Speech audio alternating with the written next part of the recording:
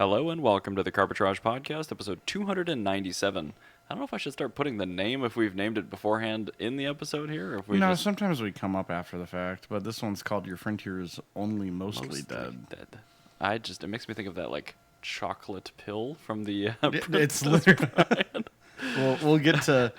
Well, let's do the intro, and how about we put my topic here first, since that's the headline topic. Go ahead and rearrange it while I cover Patreon. Okay, we'll do. Head on over to patreon.com/carbitrage. There's a super cool website there, and I think you guys are really going to like it because there's 3 open-ended levels of support for you guys, the content consumers, to support us guys, the content producers, starting at just 99 cents a month.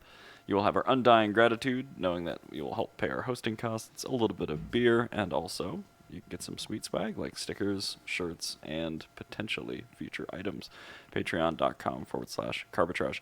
All right, beer. We both have ham sandwiches. Yes, I had some Taco Bell, so feel comfortable. Fine. You gotta eat before you drink. That is true. I did have some hash browns today, but still have some coffee, but it's very cold, so I don't think I'll be finishing that.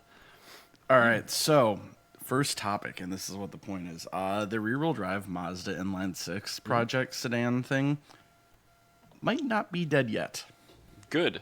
Wow, why did that deep link me further down? Because for some reason I had it to my comment that I had left. Oh, I gotcha. But yeah, so apparently Best Car, which is like Japan's car and driver, development in the front engine rear-wheel drive 6 is quote-unquote currently underway. So not the SUV we didn't want. Yes. Oh, okay, great. And I think that they put it in an SUV to make bean counters happy. Then when the SUV sold like literally 9 units last month, they're like, okay, maybe. Was that a Trojan horse just to federalize that engine? I think so. Yeah. That's actually kind of funny. I like that. Like that truck makes no sense. And it's going to be a hilarious, weird shitbox collector vehicle. Like, oh, my God. At some point, the CX-90 or whatever it was called. It's like seeing a CX-7 still on the road. It's like, wow. CX-7s are cool, though. They are. Because that's the cheapest vector to get a Mazda Speed 3 engine. But all of them blew up. Because nobody knew how to maintain those things. Yeah, no, you're giving a soccer mom a sports car engine, yeah. But actually, it's usually the transmission that lets go. Really? Yeah, that is the first point of failure for some reason. Are they a regular automatic in those? Yeah. Okay. Just a normal vanilla automatic, and somebody just didn't do their transmission fluid exchanges. And I mean, you can replace turbos, like that's fine. But sure. Like the engine itself is substantially different from a normal Mazda 2.3, where it's just like internal, like to make a Mazda 2.3 into a Mazda Speed 3, it'd be more expensive than just buying the Mazda Speed 3, even though you can. Like, you just have to take literally every single Mazda Speed 3 component that's different and stuff it on the normal engine block. I mean, and it doesn't make sense at that point. I guess it kind of makes sense that it would indeed be a ground-up thing because for a manufacturer, it's basically no additional cost for them to put in a different but similar component. Yeah, exactly. And they actually upgraded it because, well, the thing is, when they made the Mazda Speed 3, the Protege... Mazda Speed Protege before it, they'd literally just put a turbo into a non-turbo engine, and it was not good. Yeah, even with low boost, it was... Yeah, no, they all exploded. They're really cool, but they all exploded. So, yeah, that's why the CX-7 is cool. But anyway, about the inline 6, the thing is that the inline 6, the CX-90, is actually pretty good for it. It's like, as far as SUV goes, like it's kind of like a Audi S8 killer, like where it's like it's that good as far as handling goes. It's not as fast, but like, you know, if you have to own an SUV because your wife will leave you if you don't, but you still want to enjoy yourself, that's about as close to getting to enjoy yourself as you can get. I feel like that's Mazda's like coup de grace. It's like they have to buy a car that's kind of boring. No, it drives well. They make boring cars good. Like Mazda excels when they're making their not like well-known cars. The RX-8, it's like sucks. Well, chassis the RX-7 was bad. The RX-7 was an anomaly, and that was actually good. But like for every RX-7, you have like a Mazda GLC, the 626 turbo coupe. You have all the Mazda Speed whatever you want, and the MP3, which was super weird. Mazda Speed 3. Yeah. No, the MP3. It was a Protege trim. Oh, It was the Mazda Speed Protege without any of the turbo stuff that predated it, but it had an MP3 hookup in the radio. Remember that? The Protege man. MP3 is very interesting. I totally forgot that out of my memory. But like, yeah, my 5 was great. Yep. Like, is. Well, I mean, like when I was daily driving. Right. But yeah, like all of these Mazdas like are fantastic. So, Mazda's still apparently working on it. And it's just like Mazda really should just do this. Like this should be their like saving grace, their absolute final internal combustion engine car, even if it's a hybrid. I really think that Mazda needs to make this happen. Like that'd be incredible. Yeah, even if they just pulled design language from it, I know it's not going to be the concept car on the road. I get it, but it is a great looking chassis. Yeah, no, and we love straight sixes here. I'm not gonna lie, I could actually see them doing that because there's not anything on this. I mean, they put normal mirrors on it and door handles, but like other than mirrors and door handles, I'm not seeing a whole lot on this that like wouldn't be doable and isn't already reflected in their current design language. True. I don't think it's going to have these 22-inch wheels on it either because it's, concept car stuff. But I could see it being that same style and being a 20 or something. Yeah, no, absolutely. Yeah, I mean, wheels I don't really care about. Right. But yeah, my quote that went down to was, in the words of Miracle Max, it just so happens that your friend here is only mostly dead. There's a big difference between mostly dead and all dead. Mostly dead is slightly alive. And that's what this is, slightly alive.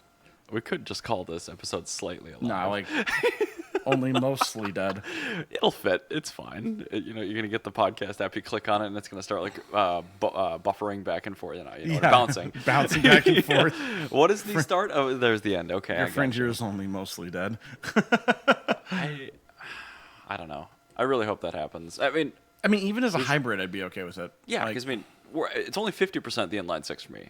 The fact that this is a really, really good looking sedan. Yeah, helps. No, it's a really incredible sedan that has a lot of Mazda's historic design language that like it would be a really good kind of last hurrah of the internal combustion engine for them, because the taillights are FD RX-7. If you scroll up a little bit and you look at a little bit more, the grille is an RX-3. Mazda Luce belt line. Like there's a bunch of Mazda like historical like design language in this. It's kind of a greatest hits, and I think if they made a greatest hits and they went out on the only inline six that they've ever made, would be a really cool way to finish up that, the internal combustion engine. To that point, over the last we'll say 4 or 5 years, the amount of interesting, like good enthusiast grade product that has come out as a last hurrah from these companies, and exactly that's what it is. No, it is. It's like, well, if we're gonna have to kill the combustion engine, let's send it out with a bang. Yeah, exactly, and that's kind of what they're doing, and I'm pretty here for it. Like this is good. Like, hello, baby Stella. Modern cars as a whole. Hello, Stella. To blave. But no, I don't. As a rule, I don't like modern cars. But probably the most interesting things that they've made in a long time have all been coming up in the last few years. Yeah, and like the resurgence in like manual only vehicles or vehicles that later came with an option that the take rate is extremely high. Yeah, I like that. No, I think I think this era is proving that if you're going to sell anything that's internal combustion, you pretty much have to put a manual behind it. Mm-hmm. That, or you have to make like 4 figures of horsepower. You got to do something. You need to have a demon, or you need to have a manual. Like those are your options. Otherwise, you're like totally missing the boat here. Right. It has to do something that the EVs don't do. Yeah, exactly. And that's the thing is like that's what Nissan's gonna find out with their Nismo 400Z, because oh my god, it's still worse in every way than a Model 3 whatever. Like it's not a special car. It's also worse than a base model 400Z. Well, yeah, actually, because you have to account for the fact that a manual one would be slower than an automatic. And it's like $20,000 more expensive than a base 400Z. Not worth it. I just don't get it. The trim on that car, the trims on that car don't make any sense to me. Yeah, Victoria Scott's doing a review of the 400Z Nismo right now. And yes, and turbos are worse than NA, that's correct.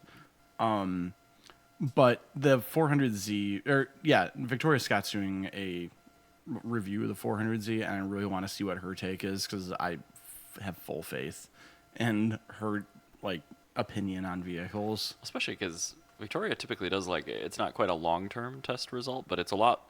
I feel like she audits the vehicle for a lot more time than an average car magazine reviewer. Yeah, no, she does. And another thing that Victoria's really good at is she doesn't just look at a car compared to everything else in the market. She doesn't do the Doug DeMuro where it's we're going to compare a Mitsubishi Mirage to a Countach. No, that's not how. Nobody's going to cross shop that. She looks at it as the car is itself. Right. And what that car personally can do.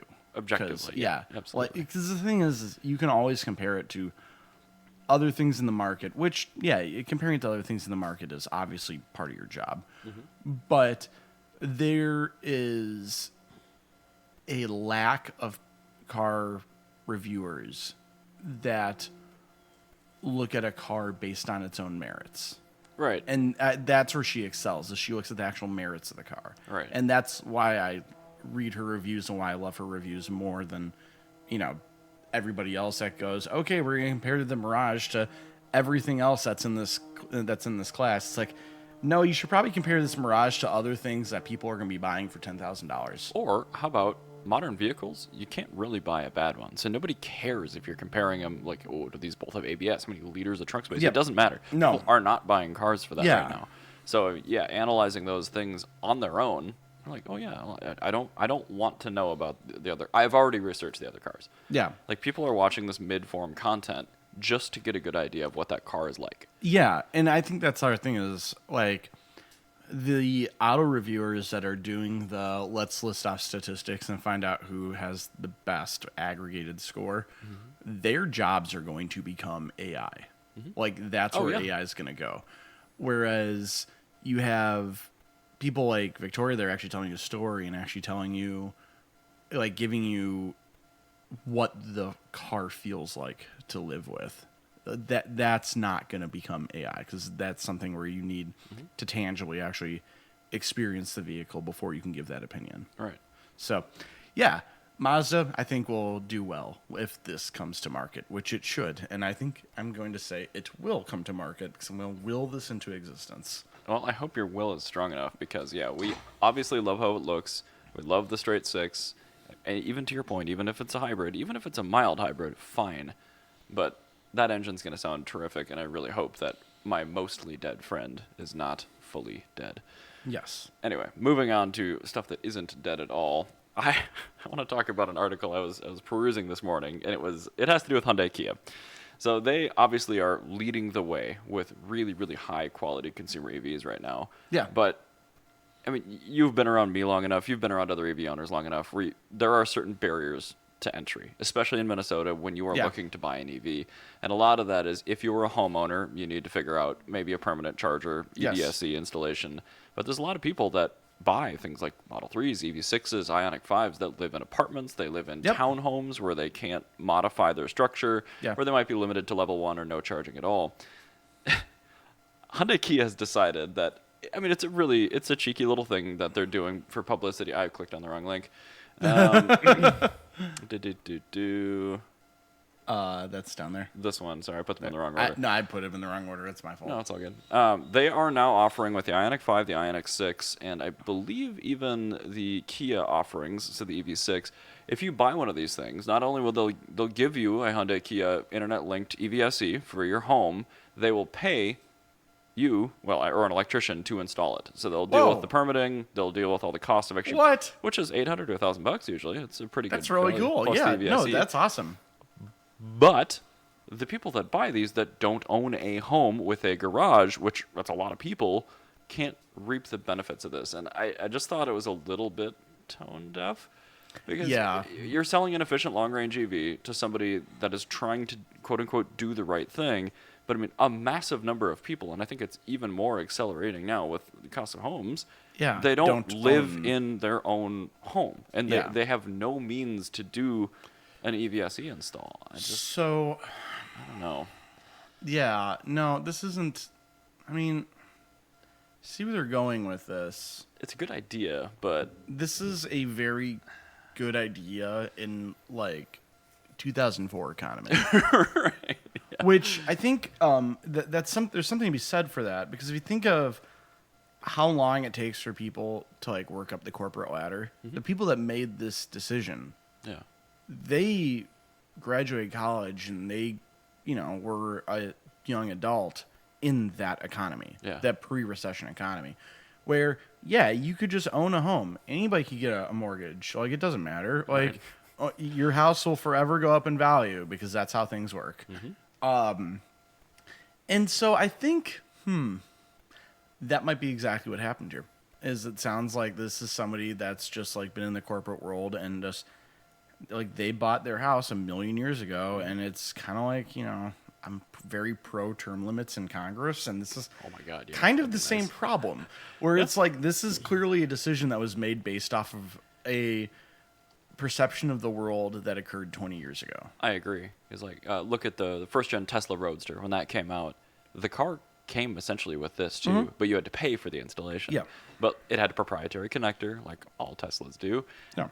And there was no infrastructure. So if you couldn't charge at home, you literally couldn't drive your car. Yeah. But now there are a lot of public chargers, and there's more incentive to have more of them out there.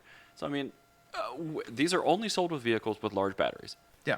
The issue behind home charging isn't what it was 10, 15 years ago. No. And it Now isn't it's- what it is with modern heat pump equipped large battery vehicles. So I'm just like, I'm wondering if you don't own a home, if you have an apartment, would they give you a similar discount? they should, but they don't. That's shitty. So I think Okay. that they should give you a cashback discount, or they should give you a charge credit for like a charge network. Well, I think that there's another thing that Hyundai's not considering here is like their brand is really tarnished from the Kia Boys. Kia Boys. Yeah. Like- well, and not only, it's the response to the Kia Boys. We've solved it, but you have to pay for the fix. Well, it's beyond that. Like, there's that, yes, but then there's also the corporate, I guess, kind of mindset of what do we need to do? Let's not do more, and that's what it seemed. That's what it felt like with the.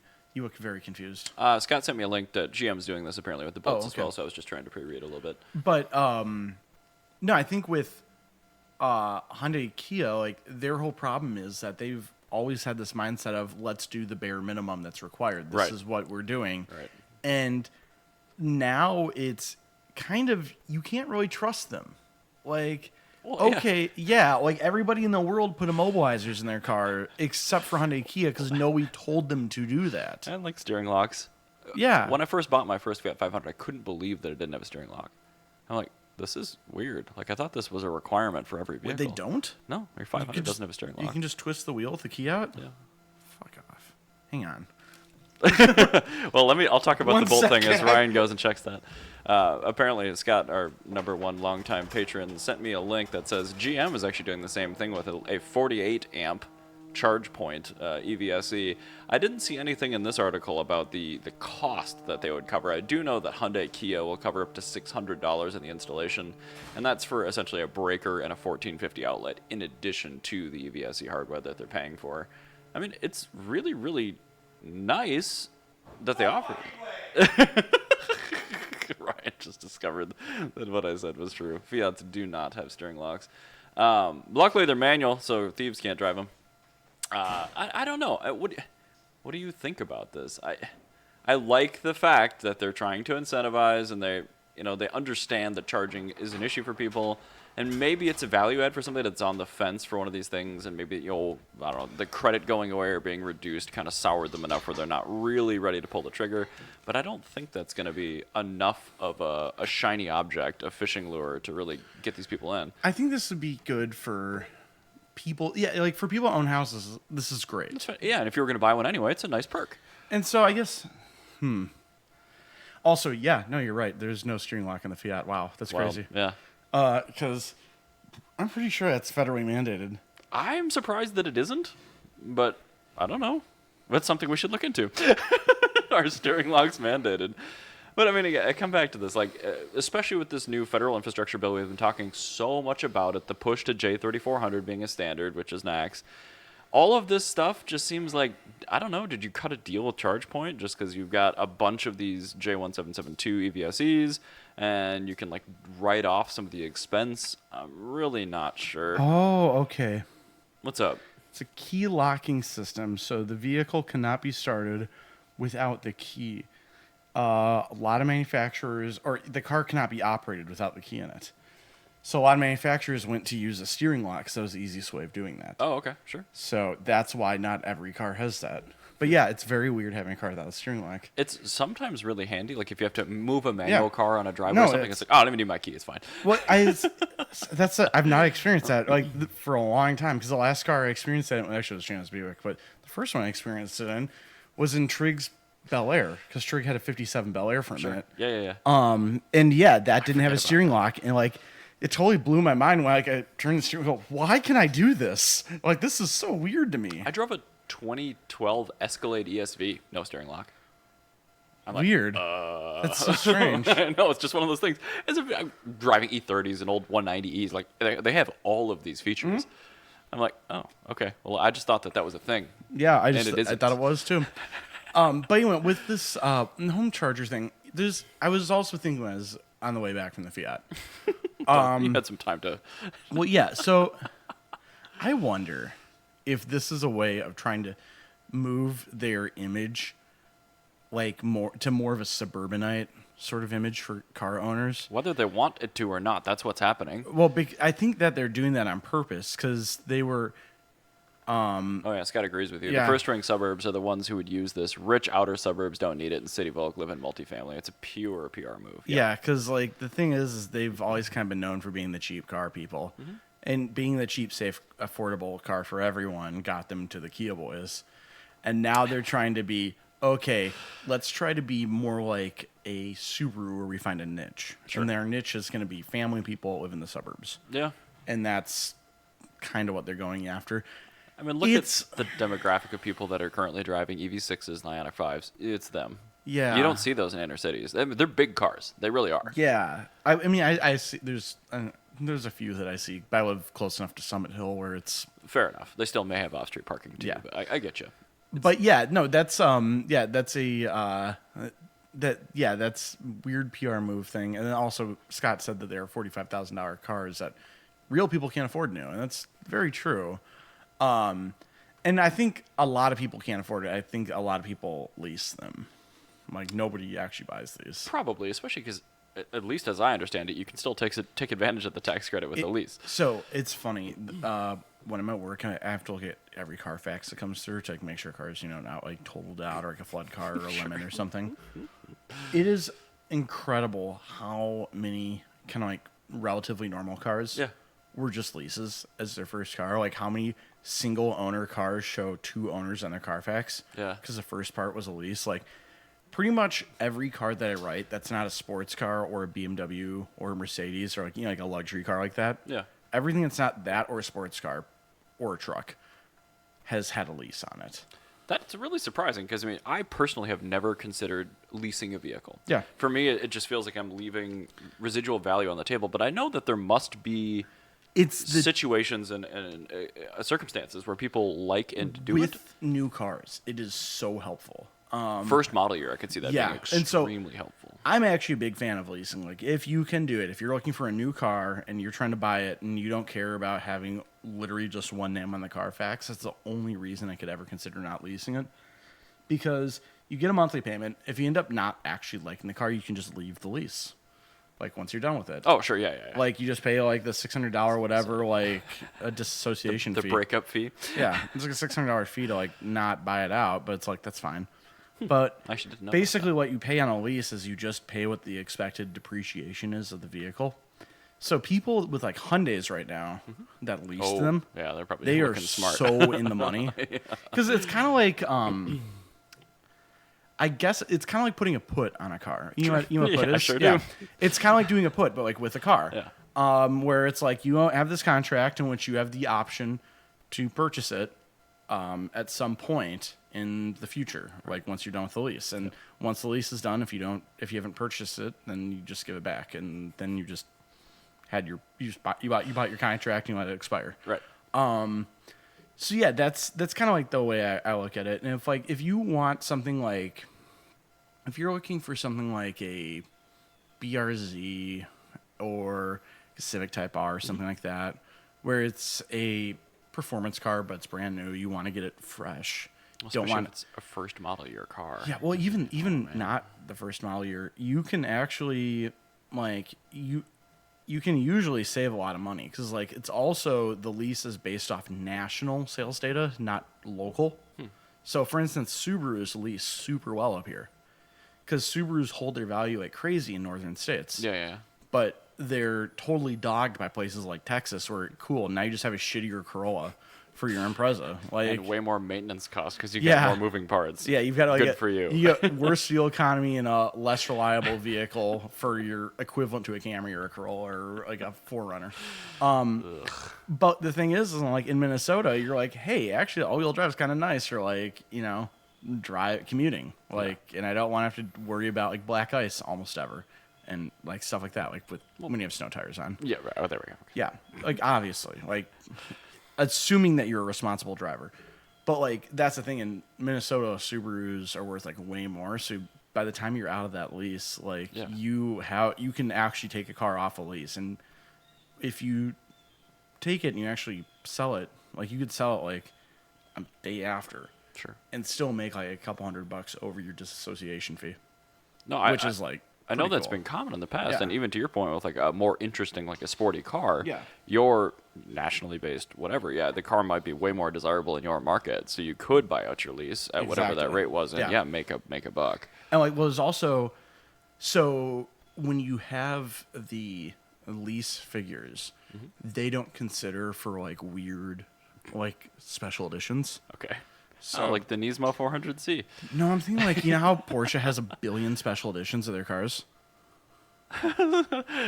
Yes, it is true. Yeah, you can limit a lease in Minnesota. That's amazing. But like Porsche has 1 million special editions of their cars. I sure do. Well, all those cars at lease level are just this 911, Carrera 4 right, with a manual that's like crazy ridiculous special edition is still, from its VIN level, 911 Carrera 4. Yeah. So the Doesn't crazy, matter what color the it is, crazy what weird, options it could be Ruby Stone Red with individual leather, and then like a track package. Sport Chrono or some shit. Yeah, like it'd be Sport Chrono with like the back seat removed. Nice. And I'm be liking how this car is. So it'd be like a really wacky Porsche, but at the lease level, it would still be just 911 Carrera 4. Right. Yeah, what is your title? Your normal basic gray on black like leather, like with PDK, just normal vanilla one with no Sport Chrono or anything.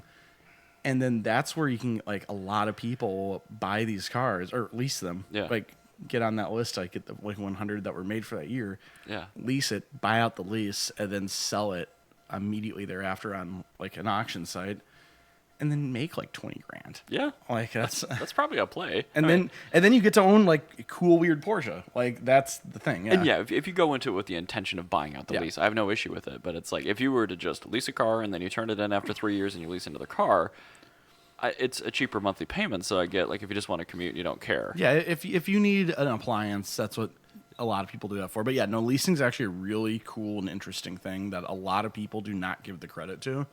But it is one of the most interesting ways to like get into car ownership, because you can get into like a lot more expensive of a car for a lot less money, or get weird model and like be right side up on it when you're done and actually have equity in the car, which is like rare. Obviously don't, assume you're going to keep equity in your car. Right. But like, that's one of those things where you could actually get equity sometimes. I've seen companies out there that will allow you to lease a used car. Like you will find a car and the company will buy it outright and lease it to you. It's more common with like exotics and things like that. Yeah, that makes sense. That's interesting. And I think it's that point. Like you can own that car you can drive it, use it as your car for a much lower monthly payment, but you just don't get the residual. That goes to that company that you're leasing the car from. So that's a really good way to. That was a wacky, yeah. That's a good way to own those to like make money, like from the company's perspective. Half of MNES is leased. Oh yeah, no, that's what I joke about. Every supercar, like it's like when I'm like walking around looking at like Supercar Saturday,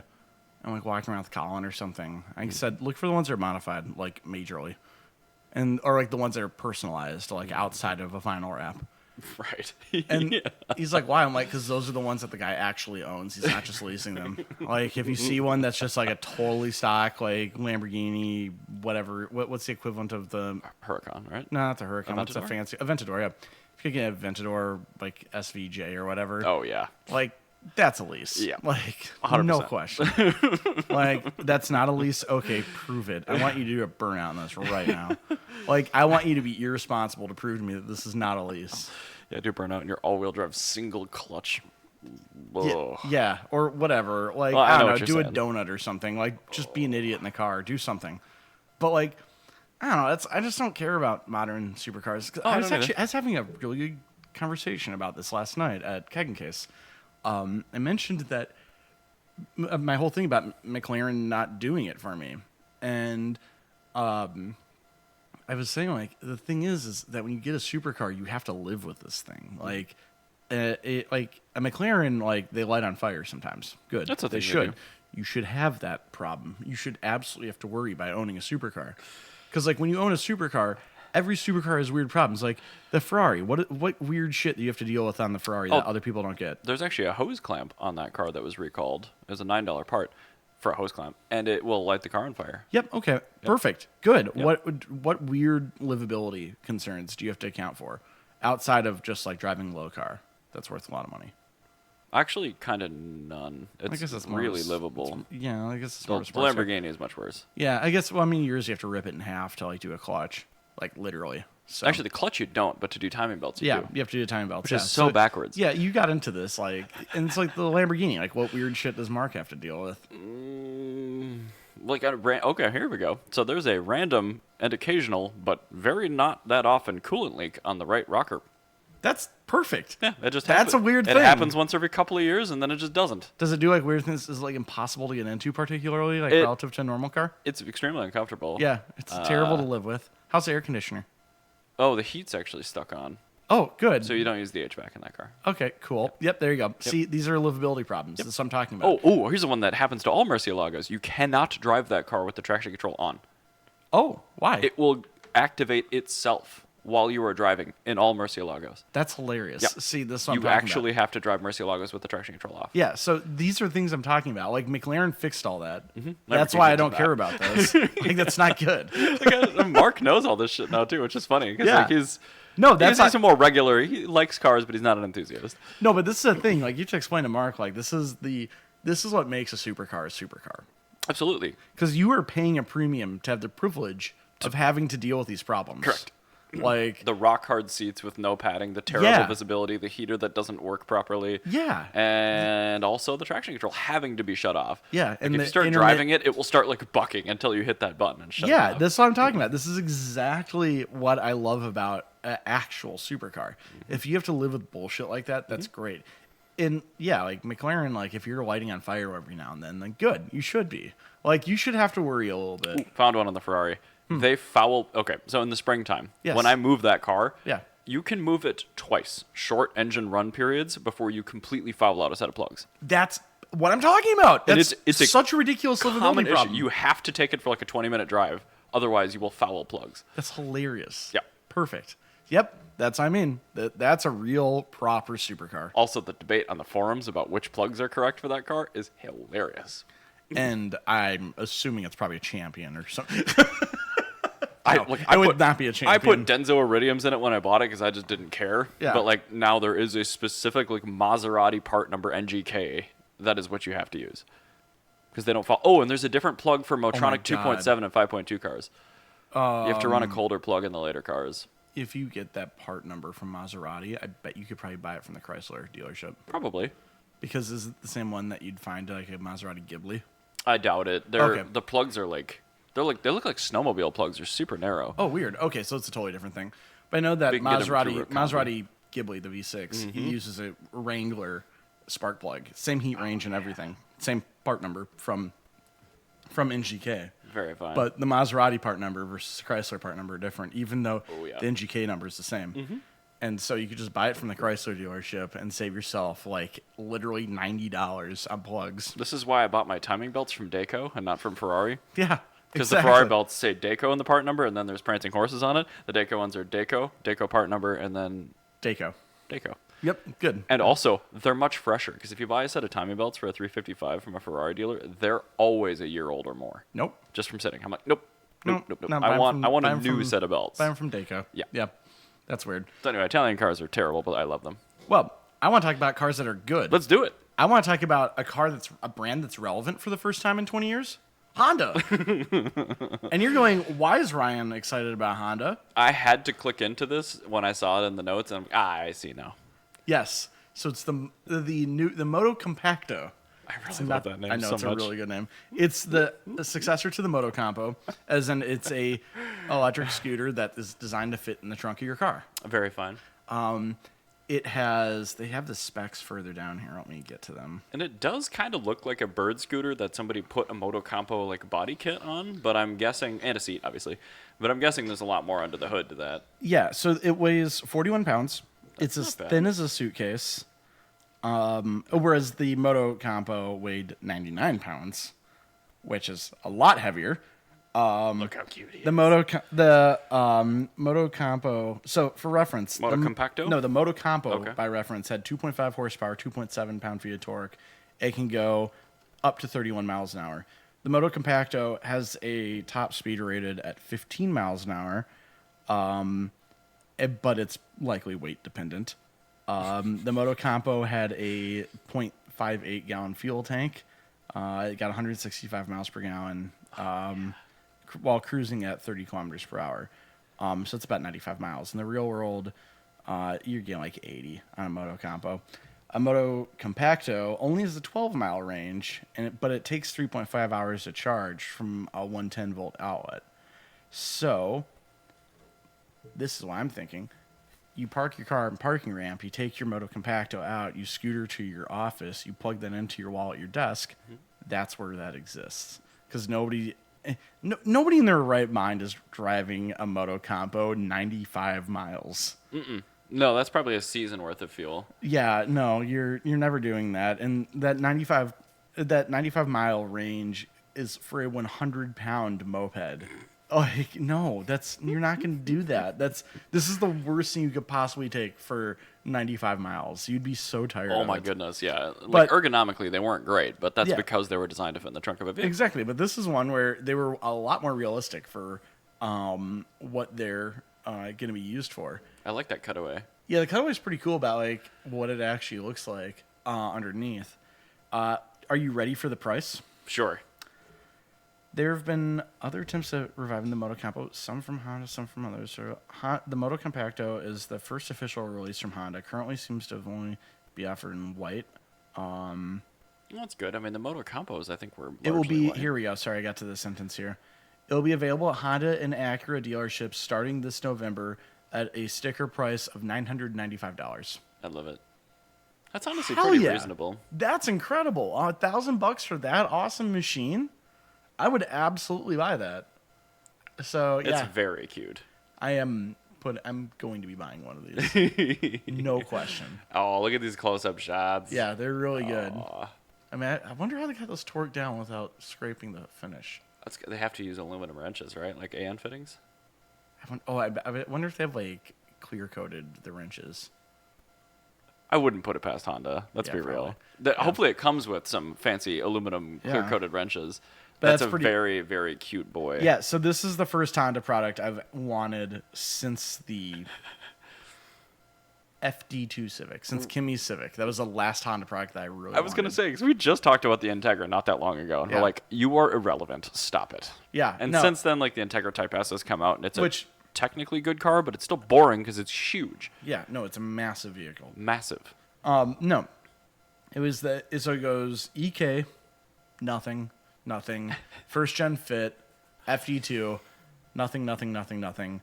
Moto Compacto. Yes. So Also, Moto Compacto is a fabulous name. it's a great name. Yeah. And I love the nod to the Moto Campo. Yeah. Not only in the name, but the styling. Yeah, It's like, no, it's totally a modern Moto Campo. Like, I love that. Like, this is Honda, like, actually respecting their heritage. Jeez. Like, making cool things. So, yeah, I will absolutely be buying a Moto Compacto for next year. very Because, fun. like, I look forward to seeing it at car shows. yeah, no, actually, I think, no, I could ride that to 12 miles. 1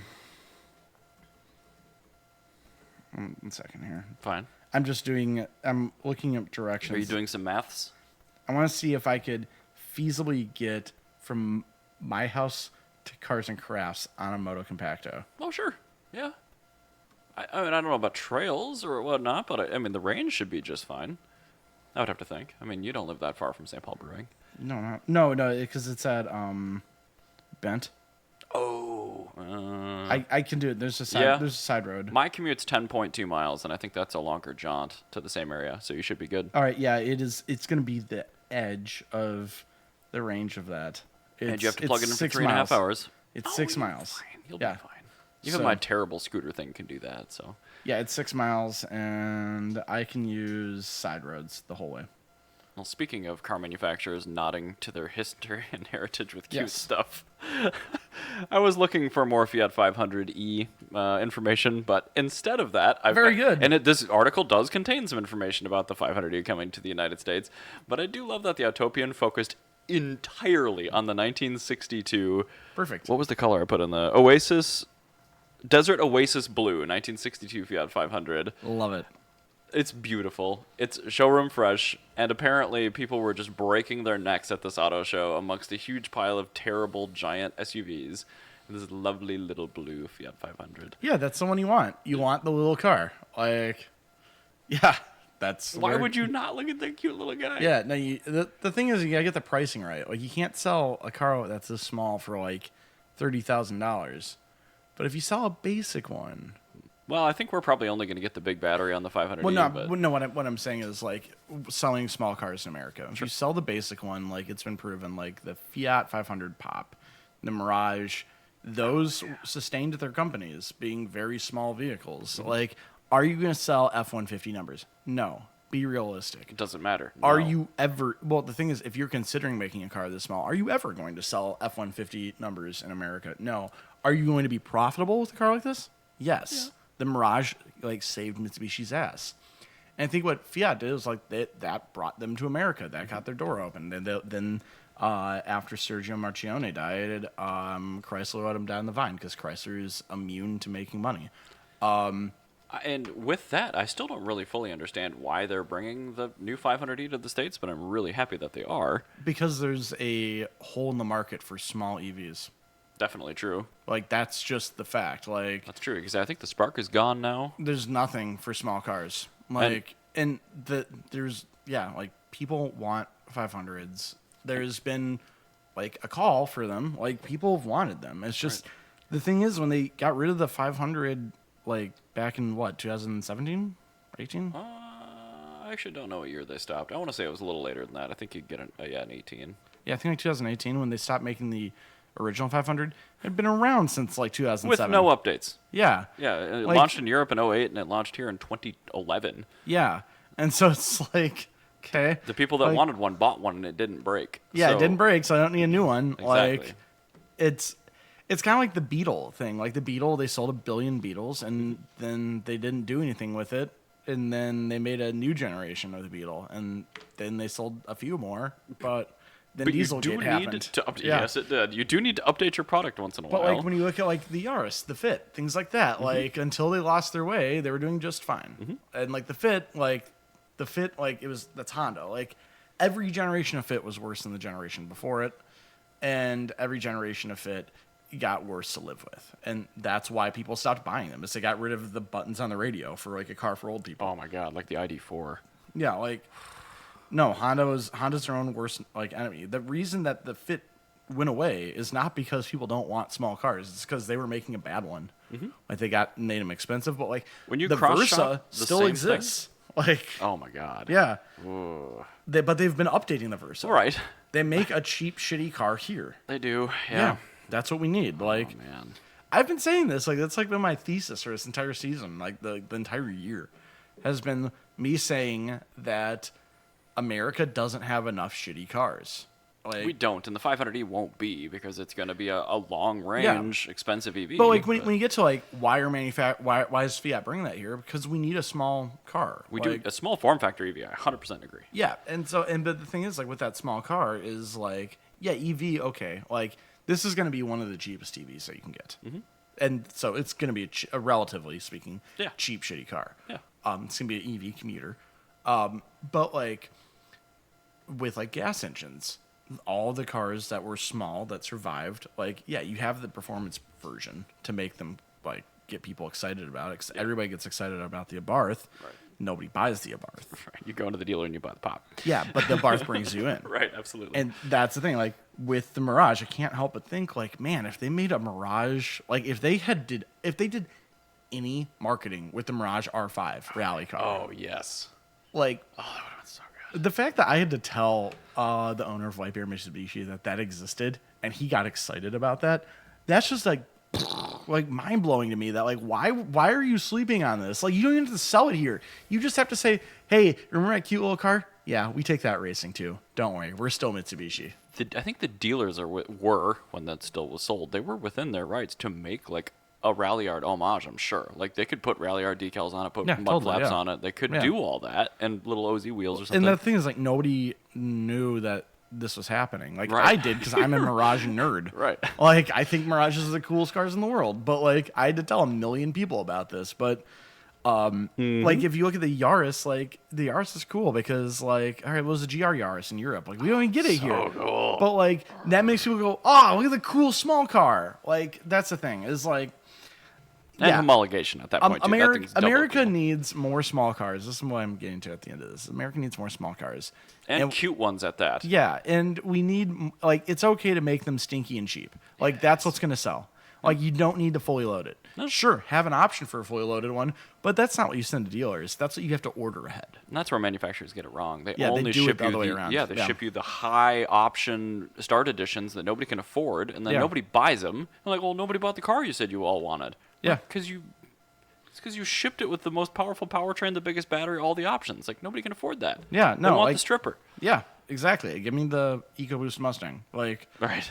I can't afford the V8, but I'll take the EcoBoost, I guess, because it still looks like a Mustang. That's not me personally, but that's Mustang owner. And it won't blow up the transmission as fast. Exactly.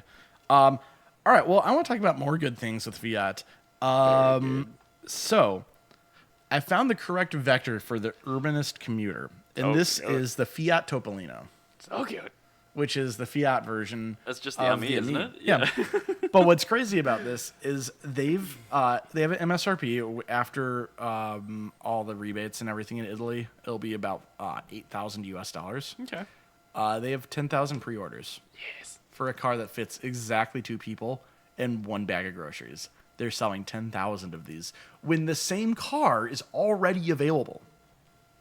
Like, that's what I'm saying. It was just, Yeah, but they were saying- Italians love that aesthetic. Oh, And yeah, the streets totally. of Italy need things like this. I think even the streets of inner city America. Oh, yeah. Like, I'm just, when I have a soccer game that happens in front of my house, like, it's just so funny watching somebody with a big ass truck have to go block after block after block after block. When there are several spaces. Yeah, there's spaces that my Fiat fits in perfectly. Yes. And I'm like, okay, I'm going to go on a walk. And I just walk eastbound because that's away from the stadium.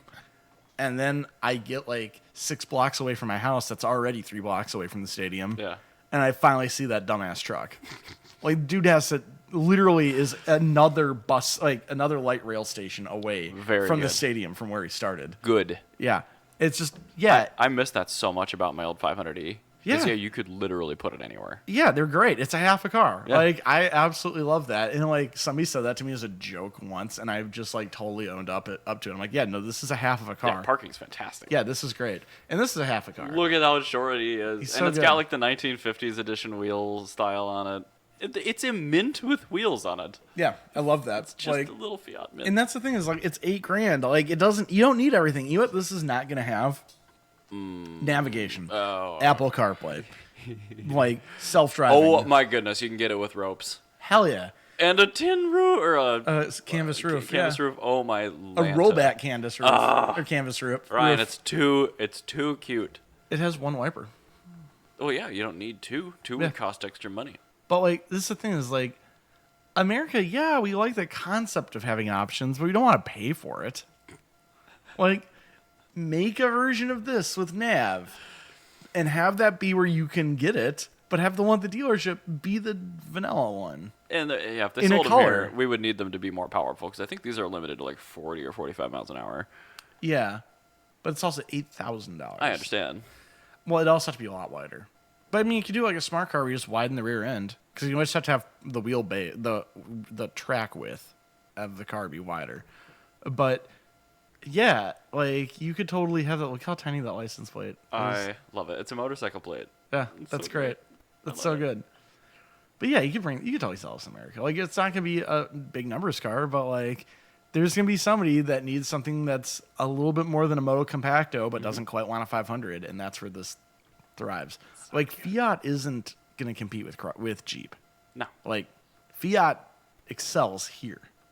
This is Fiat. Which is it's super ironic because this is just a French car with some Italian crap stapled onto it. But like, that's what I'm saying. It's like, but like this size, this is where Fiat excels. Like, okay, it's on a boat. I'm sorry, what? They just put it on the back of a yacht for some pictures?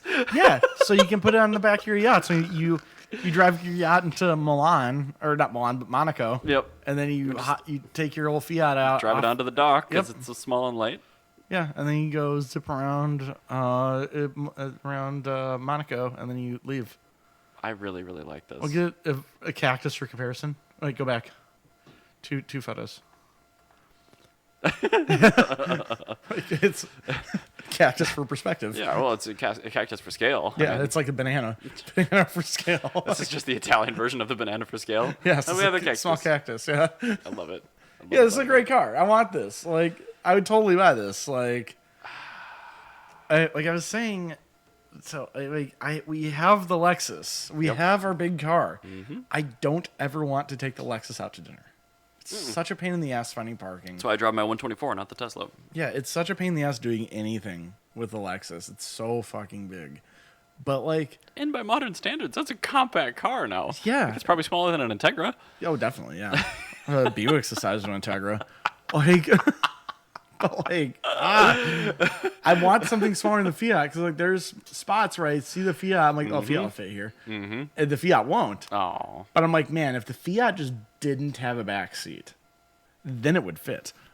Yeah, and you guys don't need a backseat most of the time, so. Yeah, so Yeah. if I could just get a car that's like a foot shorter. Which is, okay. Yeah, the jokes we've had to deal with having a very small A-segment car here, and like, no, actually, I want it to be smaller. Yeah, I wish it was smaller. Like I was saying, like last night I was talking to Robbie, and I was saying like, yeah, I think when I've paid off the Fiat, I'm gonna sell it. I'm gonna get a K-van, and she was like, "Oh, I don't know if you're ready for that. They're really slow." I'm like, "No, I've driven K-vans. I'm aware. I don't think you understand. We have a fast car for the highway. That's the Lexus. I need the smallest possible vehicle with the largest possible cargo volume." And I'm like, I told her, I said, specifically the one I want is a Suzuki Every Oh my god, I can already tell by this name. RX Turbo. And Every RX Turbo? yeah, I know, it's a crazy, or Every Turbo RX, that's what it's called. But basically what that is that's a Suzuki Every K-van, right? With the taller roof. I love it so much. So it's got the glass, like, pop-up sunroof. Yeah. And it has the Alto Works twin cam turbo. Oh, 3-cylinder. damn. Yeah. Hell yeah. And a manual and a rear-wheel drive. Hell yes. Yeah, that's I'm like very specific about the one I want. I'm like, I know the trim level that will get me. That bad boy's going to rust out so fast, but it's going to be so cute. Yeah, it's fine. But actually, they don't. Well, If it's you road undercoat them, yeah, you'd have to. for But no, I've seen them at because the U uses them. I've been watching them. They have this same vans. Yeah. So they've had a van that they've been using. They have never washed it, not once. And it is a 2015. sure. Okay. It has a little bit of crustiness around like hinges, but I mean, it's not bad. it's not on roads, but I mean, I'm sure they still salt the sidewalks. So. Oh no, that goes on roads. Oh, okay. Yeah, that's what they use to drive between the main campus and the St. Paul campus. How many miles are on it, I wonder? Probably not many, but they're all city miles, and they are all never having been washed. I mean, yeah, why wash a car when it's just going to get stinky anyway? Yeah, it's like a CVT carry, or a CVT Every. That's what it was. But not every turbo RX. No, it was just a base model Every, because that's what the University of Minnesota uses those, and they're the most useful thing for groundskeepers. Oh yeah, 100%. 'Cause, you can drive on walking paths. Yeah, that's literally why. It's like, okay, well, we're gonna pick up all the trash. Also, we have to deliver a mop and bucket to the St. Paul campus. Also, I think they usually have heat and AC. So I mean, they're fully functional vehicles. good, yeah. Because like a Cushman doesn't do all that. Right. And actually, that's why we don't have K vehicles here, and that's why we have remember. because it was Cushman that got pissed because Coney just imported Subaru sandbars. Yeah. And they were eating Cushman's lunch in the 60s. And so Cushman's they got behind the chicken tax and everything. Yeah. To just tariff the hell out of these things. But Thanks, the state Cushman. of Minnesota, as long as they aren't registered for highway use as they're registered as a low speed vehicle, you're fine. So that Minnesota law is actually part of how Mahindra got the Roxor here. So actually, thanks to the Suzuki Carry and the Subaru Sandbar, that's why you can get a CJ2A with a diesel engine today in America. I love that you had to specify with the diesel engine, Well, with the slow one. Because no, the diesel engine makes it significantly faster. Oh, interesting. Oh yeah, didn't know that. the CJ2A, Yeah. the Go Devil, it made I know it wasn't much for horsepower, but I thought it was 41 horsepower or something like that. Go Devil. Jeep. And for those listening, the Go Devils in the original 60 iteration- horsepower. Well, that's a lot more than I would have thought. So I thought those were only 40 or 45 horsepower. Maybe they revised it later.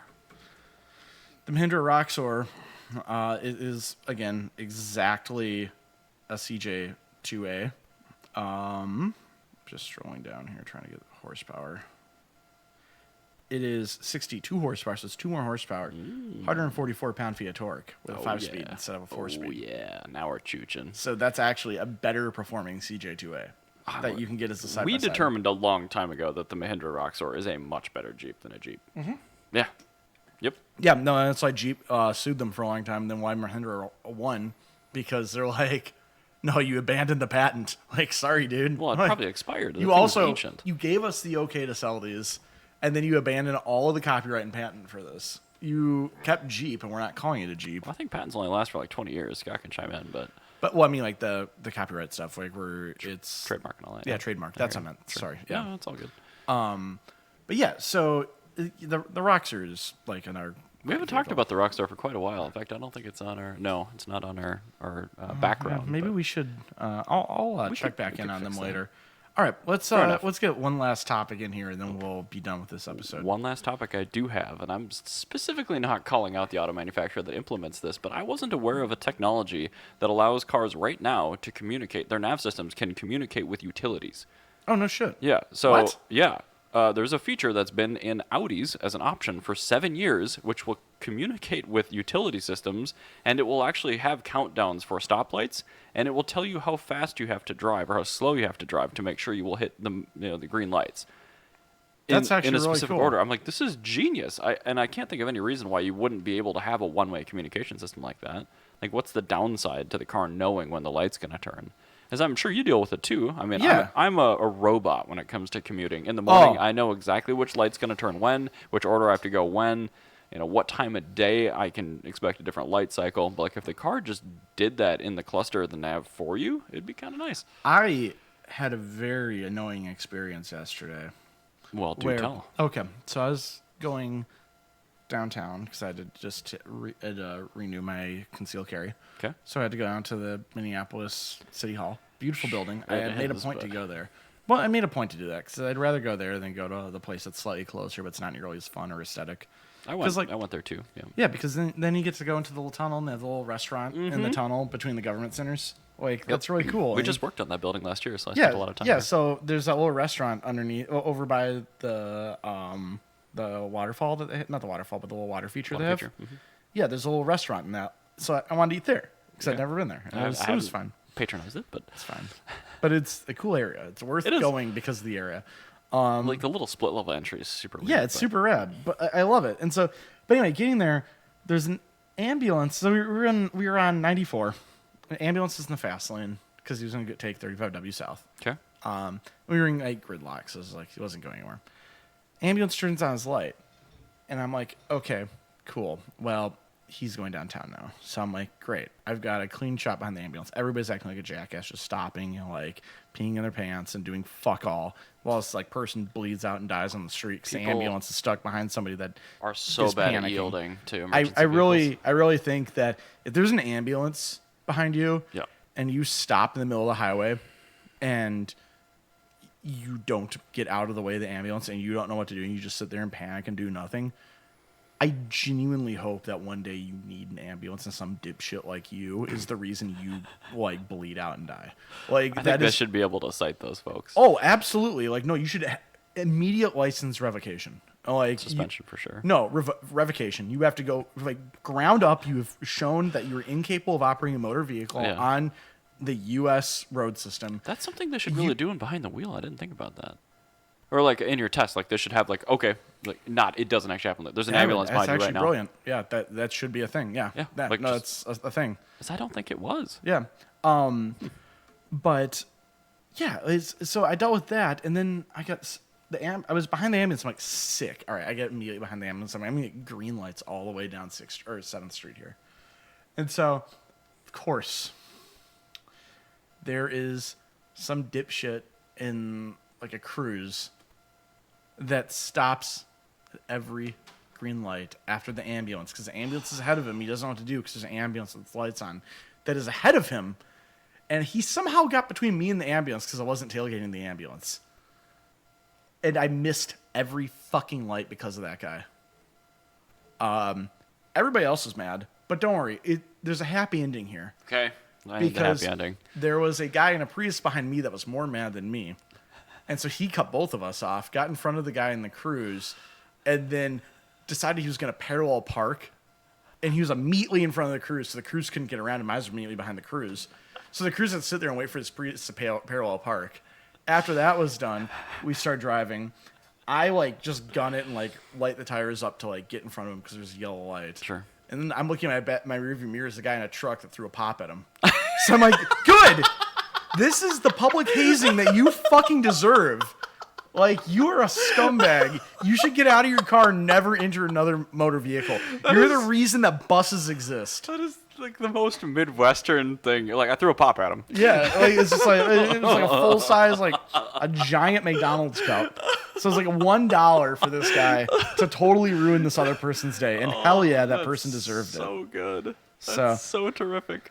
But yeah, anyway, good news is no, it's super nice at the at the city hall. I love it there. They were playing music on the bells like the entire time we were like driving up to it. We're like, what is going on? We get in there and there's just some old man on the bell machine, like they have a little keyboard that plays the bells. That's kind of cool. Oh, he's going ham. He's got a whole book of paper and he's just playing one song after another. All right. Yeah, I'm about that. It was pretty cool. Nobody's ever mad at the bells. Yeah, the bells are great. Bells are great. And also, it makes it harder for panhandlers to ask you for money. Well, I can't hear you over the bells, dude. Sorry. Tomorrow. Bye. All right, bye.